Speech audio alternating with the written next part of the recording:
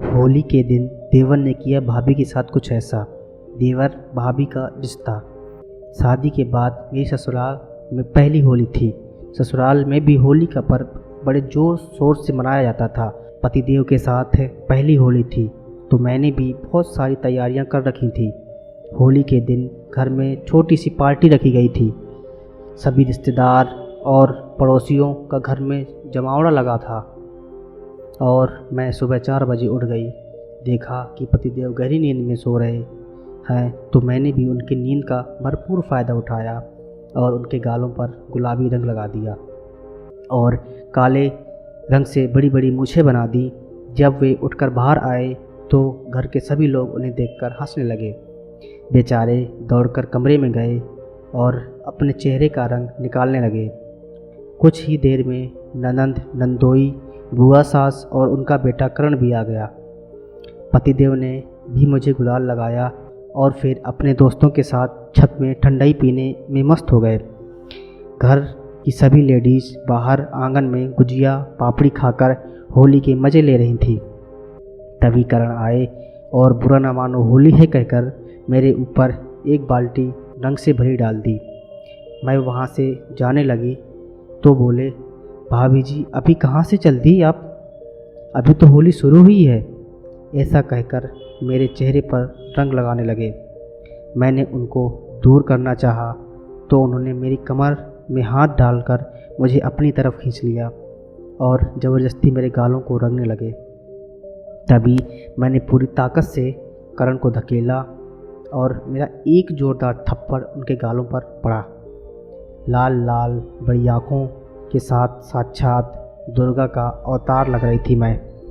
घर की सभी औरतें थप्पड़ की गूंज सुनकर हमारी तरफ देखने लगी। तब तक मेरे पति भी आ गए। सासू माँ बोली, बहू क्या हुआ?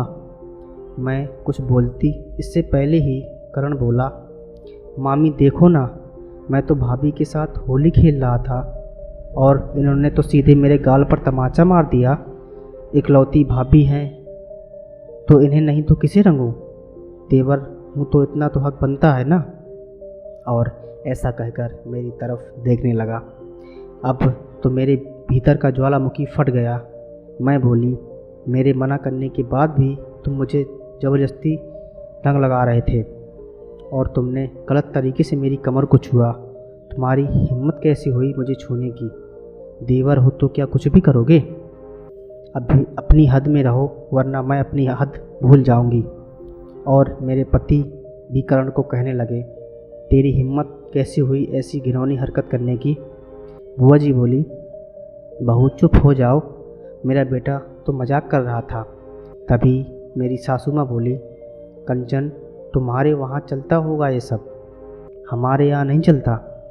मेरी बहू से कोई बदतमीजी करे ये मुझे बर्दाश्त नहीं। करण को अभी बहू से माफ़ी मांगनी होगी।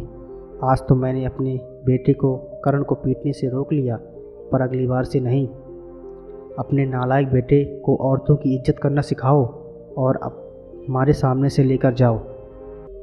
करण ने मुझसे माफ़ी मांगी और बुआ जी अपना सा मुँह लेकर करण के साथ वहाँ से चली गईं। सासू माँ, बहू हमेशा ऐसे ही स्वाभिमान रहना और कभी भी डर मत गलत चीज़ों का विरोध करना। पतिदेव बोले, अरे माँ, मेरी बीवी तो झांसी की रानी है। और हम सब हंस पड़े। दोस्तों, होली सौहार्द, प्रेम और मस्ती के रंगों में सरोवर हो जाने का हर्ष उल्लासपूर्ण त्यौहार है। यह असत्य पर सत्य की विजय का पर्व है। पुराने गिले शिकवे मिटाकर प्रेम और भाईचारे का प्रतीक है। परंतु आधुनिक समय में होली केवल अश्लीलता, मौज मस्ती और फुहड़ का त्यौहार बनकर रह गया। होली और रिश्तों के नाम पर लोग अपनी मर्यादाओं को भूल बैठे हैं। जैसे देवर भाभी, जीजा साली में होली के नाम पर छेड़छाड़ और बदसलूकी सरासर अनुचित है, जिसका हम सभी को विरोध करना चाहिए।